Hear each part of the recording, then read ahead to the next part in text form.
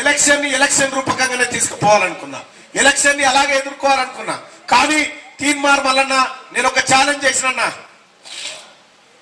ఇదే KT రామారావుకు TRS party నాయకులకు చెప్పిన, తీన్మార్ మల్లన్న ఈ రాష్ట్రంలో గాని ఈ దేశంలో గాని ఎవరినన్నా ఒకరికి బ్లాక్ మెయిల్ చేసిండని ఆధారం చూపిస్తే ఎన్నికల బరి నుంచి తప్పుకుంటా అని చెప్పినన్నా.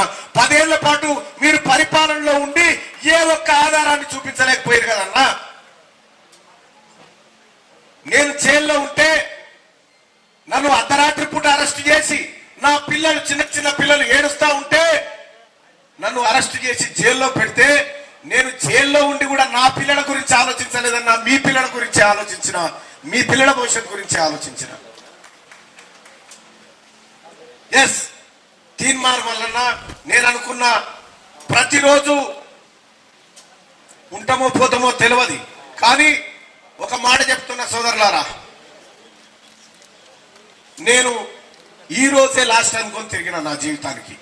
తీన్మార్ మల్లన్నను చంపమని ఆర్మూర్ ఎమ్మెల్యే జీవన్ రెడ్డి సుపారీ ఇచ్చిన వాళ్ళేదా తీన్మార్ మల్లన్నను చంపేయాలని చెప్పి? ఇది టిఆర్ఎస్ పార్టీ ప్రభుత్వం చేసిన కార్యక్రమం కాదా గతంలో? తీన్మార్ మల్లన్న ఎవరికన్నా అన్యాయం చేసిందా అన్న? ఇక్కడ ఇంతమంది ఉన్నారు కదన్నా, ఇన్ని వేల మంది అన్న, ఎవరికన్నా అన్యాయం చేసిందా అన్న తీన్మార్ మల్లన్న? ఎవరికన్నా ఒక్కరికన్నా? మీ టిఆర్ఎస్ పార్టీ మీరు అధికారంలో ఉన్నప్పుడు నిరుద్యోగులకు అన్యాయం చేశారు. 46 జీవో తీసుకొచ్చి వాళ్ళ పొట్టగొట్టారు. 317 జీవో తీసుకొచ్చి ఉద్యోగస్తులకు అన్నిలు కార్చేలా చేశారు. ఇలా మీరు ఇవన్నీ పనులు చేసి, మీరు ఇటువంటి అన్ని చేసి, ఒక తీన్మార్ మల్లన్న ఒక పేద బడుగు బలహీన వర్గాల బిడ్డ, ఒక సామాజిక స్పృహ ఉన్నవాడు అనవసరంగా. అంతేకాదన్నా, కొన్ని విషయాలు బాధ అనిపిస్తాయి. ఎస్ అన్నా, నేను ఒక దళిత బిడ్డను పెళ్లి చేసుకున్నా. పెళ్లి చేసుకుంటే నా కుటుంబాన్ని కూడా అవమానించారన్న ఈ టిఆర్ఎస్ పార్టీ నాయకులు.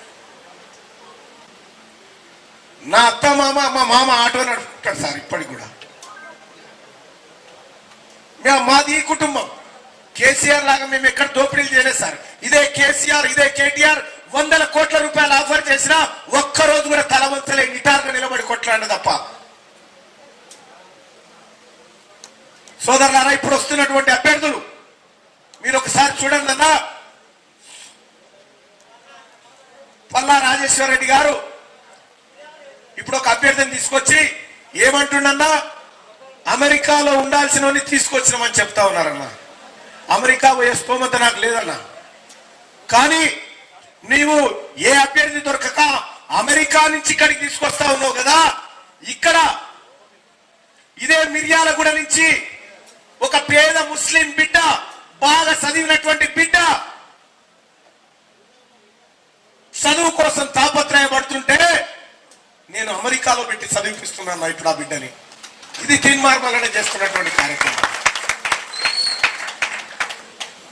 సోదరులారా, ఇదే ఉమ్మడి నల్గొండ, ఇదే నల్గొండ నుంచి పాపం అన్న వచ్చిండో ఏమో, ఎంబీబీఎస్ చదువుతారు, తల్లిదండ్రులు లేని పిల్లలు.